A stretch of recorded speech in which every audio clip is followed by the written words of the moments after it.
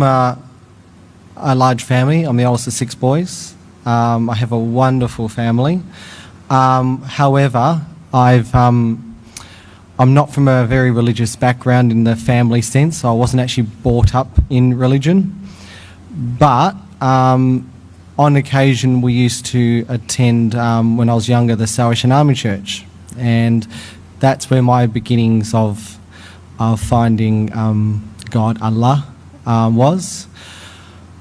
Ever since I've come to know Allah, and I'll say Allah as I know Him now, so I don't use the term God anymore. Ever since I came to know Him as a young boy, I've always strived to have a personal relationship. Direct relationship. When I was a kid, I used to walk along the street and I used to have little conversations, as a child does. A child's love for Allah is very pure. But as I found with a lot of religion, growing up in churches back then, there was always a lot of contradictions according to how I naturally knew Allah and according to how they were teaching about Allah. For example, I had a very big problem right from the beginning about the Trinity. The Trinity being the belief in God, Allah, Isa, Jesus, and the Holy Ghost are one. So it's 3 in 1. And I never ever could be convinced ever that how could 3 separate beings be one being all at the same time? How could Allah be all around us yet be in one man the whole time? How could Allah come down from immortality to mortality to perfection to imperfection and allow Himself to be killed? Allow man to kill God, Allah. How could that happen?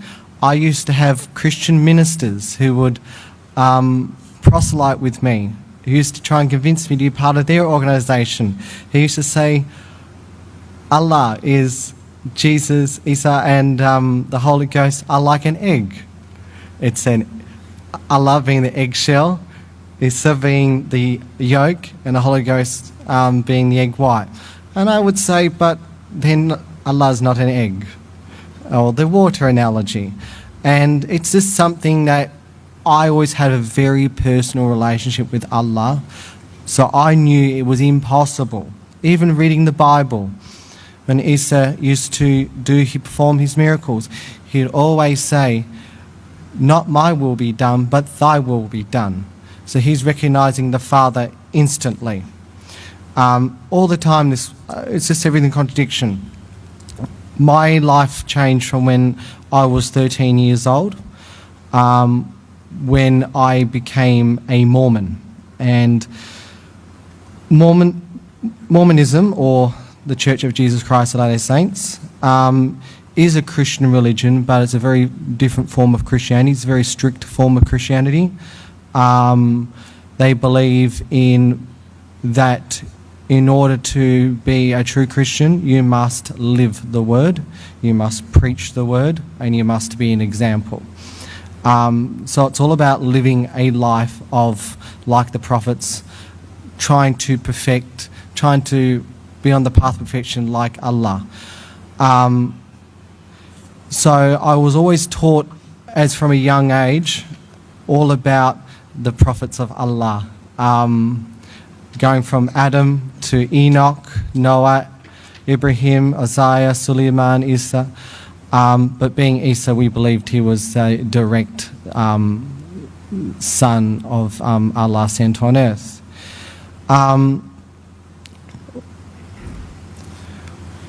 One thing that was very unique in my religion that separates, my old religion I should say, separates us from the rest of a lot of Christianity was the fact that we believed that my religion was the only true, pure form of Christianity on earth. We actually believed we were the actual Church of Jesus Christ. No innovation, no bid'ah. That's right. They Yeah. believed that through a young boy named Joseph Smith in New York, they believed that God and Isa, or Allah and Isa appeared to him after his prayer and revealed to him that he was going to be a prophet, and they were going to reinstate the Church of Jesus, Isa, back on earth again. So we believe that our religion is the ancient religion that was placed back on earth because it had been taken away with the killing of the prophets and resulting in the death of Isa. So we used to believe without question this was the only true church on the entire earth, and that we also, from the founder Joseph Smith, they believed was a prophet. There's continuation of prophets all the way until now. They believe they have a prophet right now by the name of Thomas S. Monson. I put my whole life into this. I became a missionary for my church where I went actively preaching to the communities. I preached about how I found Allah, about my personal love for Him, and about how I wanted to share that love for everyone else. But my main problems were following this faith was several. I felt like I was always pretending that I had to put a mask on every day. They had to convince myself that this was the truth. There was always something not quite right. There was always something so fake about it. I always, every day, would pray to Allah to come closer to Him. I'd always pray to Him every day to take away a pain for me that had been affecting me my whole life ever since I was 8 years old. I prayed to Him to take that away every single day of my life. I even got to a point where I remember one day crossing a busy highway and I almost threw myself in front of a truck because I felt so dark and so unloved and so black inside. My prayers were never answered. I always felt like I was the most Lost soul. lost, yeah. You feel lots of people are suicidal at young age? Yes, I do feel that So way. did you leave the church after that? Did you feel that's not my part of my life, that's not what I want to do?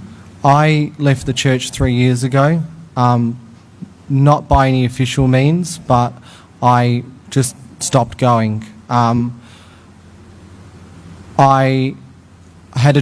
was actually almost kicked out of my religion for things that they didn't agree with, and I had a meeting in front of the church council of all the regional leaders.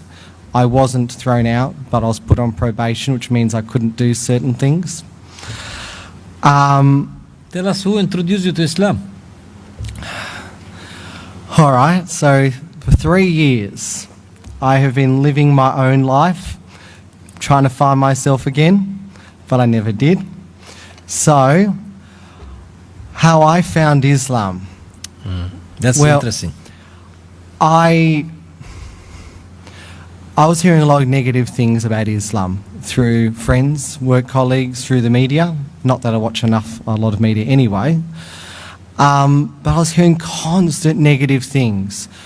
I met some really lovely Muslims I didn't get to know personally, but from what I could see from the outside through my political, because I'm a political activist myself for pro-Palestine movements, I saw a lot of good examples from wonderful Muslims, and I would hear all the negative things, and I thought, this can't be right.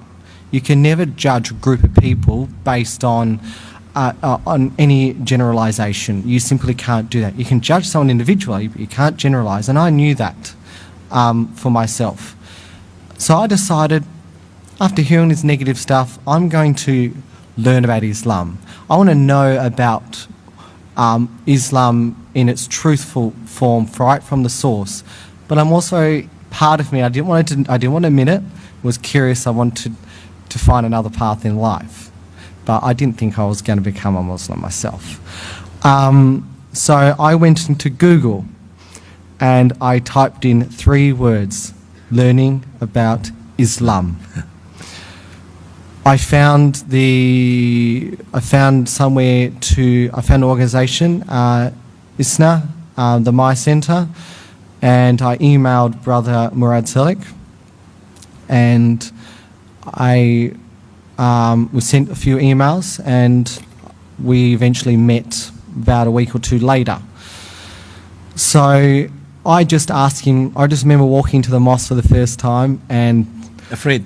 I was afraid. I wasn't afraid that something bad was going to happen. Lots of terrorists.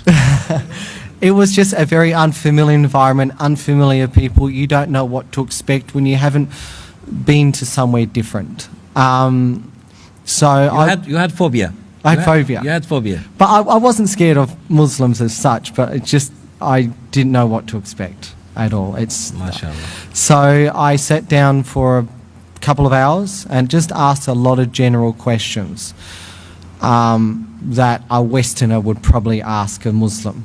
I asked him if I could have a copy of the Quran because I wanted to read it. And the brother gave it to me, and I said, "How much do I owe you?" And he said, "No, this is a gift. This is what we Muslims do." I said, No, I have to pay you." He goes, No, we give gifts. You never say no to a gift from a Muslim. Yes. So I read the Quran. I didn't read the entire thing, but I read quite a bit of it. And I felt for the first time in my life Allah speaking back to me. Takbir. I felt for the first time in years that I could have a close personal relationship with Allah. Just about in every single page in the Quran it says Allah is most merciful, of forgiving. Did I get that right? Yes. Yes. The To- most compassionate, the most merciful.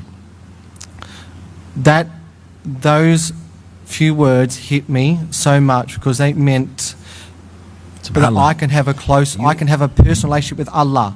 That there is no Isa, Jesus Christ, in between. There is no one in between the phone call between me and Allah. It is me and Allah. No one in between. No matter what kind of person I am, his heart is wide open, willing to accept me. I felt for the first time in my life loved. I felt first time in my life that I have a father who will accept me no matter what. I knew that I had to embrace Islam. Subhanallah. So 4 weeks ago, I said my shahada. Takbir. So you were hit with the first ayah in the Quran. In the name of Allah, the most compassionate, the most merciful. The biggest miracle in my life, what I said for since I was 8 years old, that I was going through such pain and torment from a trial that I felt that Allah could never take away from me. When I said the shahada, it was taken from me. Your shoulder is free. My shoulder is free. I no longer carry those weights in my life. MashaAllah. Takbir. Now, Brother Sulaiman, this is we can spend hours with you and Brother Tariq to talk. However, tonight also, a young man from a young age, 16 years old, in the school, he feel, I want to become Muslim.